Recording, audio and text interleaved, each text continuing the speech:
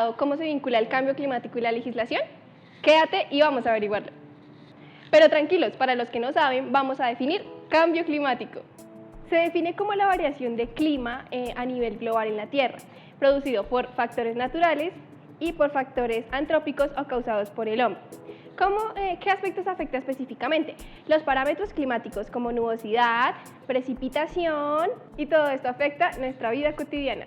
Entonces, ¿qué establece la gestión del cambio climático según la ley?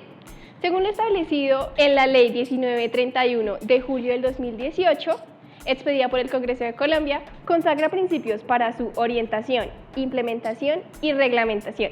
Conozcamos sus principios: corresponsabilidad, autorregulación, y también está estipulado que toda persona natural, jurídica, privada o pública tiene la responsabilidad de participar activamente en la gestión de cambio climático. ¿En pro de qué? En pro de contribuir al desarrollo de su proceso. ¿Qué más nos trae esta ley? Además de esto, se definen planes integrales de cambio climático, guiados ¿por quién? Por el Sistema Nacional de Cambio Climático. Y no solo se queda ahí, además de eso, añade instrumentos con los cuales las entidades territoriales y autoridades ambientales regionales tienen la capacidad de priorizar, identificar diferentes acciones en pro de la adaptación y mitigación de diferentes impactos, que genera la emisión de gases efecto invernadero. Entre ellas existen el título 2 del artículo 5, el cual emite conceptos de la implementación de nuevas políticas ambientales y también recomendaciones para su buen cumplimiento. Además, podemos ver que en el capítulo 2, artículo 2, en cuanto a los ministerios, establece que ellos son los encargados de implementar y dar seguimiento a todos estos procesos. Además, deben presentar un informe de los planes de gestión de cambio climático sectoriales. Según lo establecido en el artículo 9, parágrafo 1, las entidades municipales y distritales deben implementar acciones de mitigación y adaptación para las emisiones de gases invernadero en materia de ¿qué? Vivienda, infraestructura, transporte y saneamiento. Sigamos con nuestro recorrido en cuanto a la legislación climática. ¿Sabías que el decreto 298 del 2016 establece que el Sistema Nacional de Cambio Climático, conocido como SISCLIMA, es el conjunto de entidades públicas y entidades privadas sin ánimo de lucro? Además, involucra políticas, normas, recursos y toda la información avalada en pro de la mitigación del cambio climático y la emisión de efectos gases invernaderos. Pero todos nos preguntaremos qué entidad o qué órgano rige o controla el Sistema Nacional de Cambio Climático. Bueno, este órgano es la Comisión Intersectorial de Cambio Climático. ¿Por quiénes está constituida esta entidad? Bueno, esta entidad la conforman todos aquellos ministerios como el Ministerio de Ambiente y Desarrollo Sostenible, el Ministerio de Hacienda.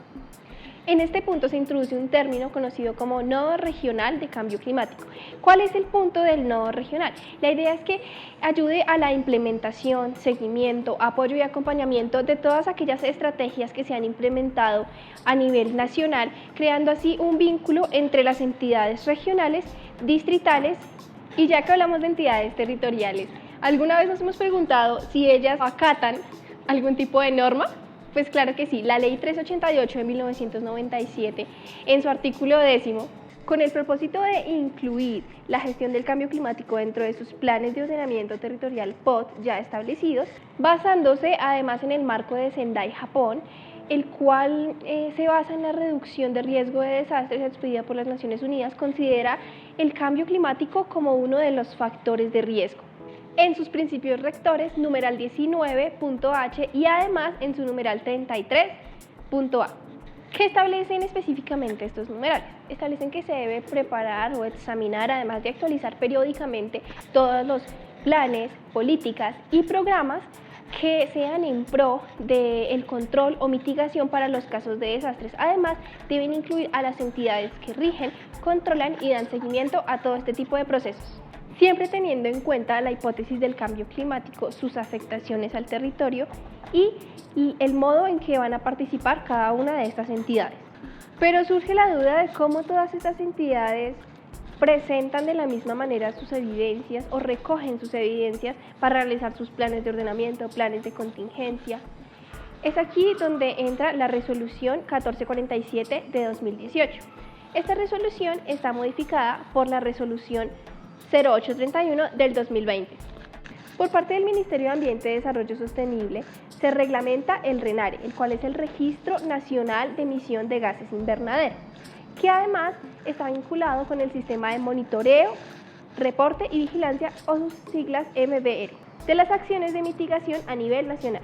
El artículo 6 de esta resolución establece como monitoreo aquella actividad o proceso de recolección y análisis de información a través del tiempo. Reporte como toda la presentación de la información recolectada de cambio climático, analizada y evaluada por el Gobierno Nacional. Y en cuanto a la verificación, muestra toda la consistencia metodológica de las líneas base, inventarios y metas de cumplimiento de cambio climático, siempre y cuando cumpliendo con los principios establecidos en el artículo 9 de esta resolución, los cuales son confiabilidad, compatibilidad, consistencia, exactitud, exhaustividad, integralidad y pertinencia. Bueno, parece que tenemos una falla técnica, sin embargo, seguiremos con nuestra explicación. Sin lugar a dudas, la Ley 1931 fue una guía normativa del 2018 en materia ambiental en Colombia. Mediante esta ley se establecieron y desarrollaron principios, aspectos, instrumentos de planificación, sistemas de información, así como instrumentos económicos y financieros para la gestión del cambio climático. En cuanto a otros instrumentos para la gestión del cambio climático, la Ley 1931-2017 establece las contribuciones determinadas a nivel nacional y además la Política Nacional de Cambio Climático.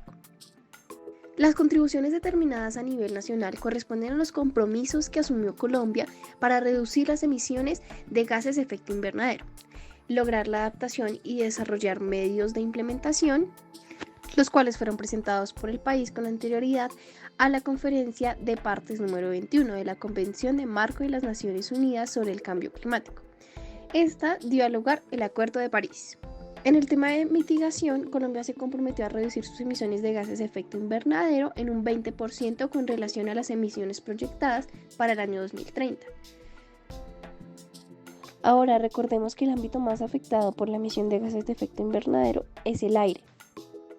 Según lo establecido en el Decreto 948 de 1995, expedido por el Ministerio de Medio Ambiente y Desarrollo Sostenible, en su artículo 5 indica las distintas clases de normas y estándares como la norma de calidad de aire o nivel de emisión, norma de emisión o descarga de contaminantes del aire, norma de emisión de ruido, norma de ruido ambiental, norma de evaluación y emisión de olores ofensivos. Además, en su artículo 24, 25, 26b y 27 se refiere a la prohibición de quemas o disposición de diferentes gases que puedan reaccionar químicamente y o contaminar de manera natural. Ahora hablemos del impuesto al carbono. Según lo establecido en la Ley 1819 de 2016, o más conocido como la Reforma Tributaria Estructural, en su numeral 9, en la parte 9, esta responde a la necesidad del país de contar con instrumentos económicos para incentivar el cumplimiento de las metas de mitigación de gases de efecto invernadero a nivel nacional.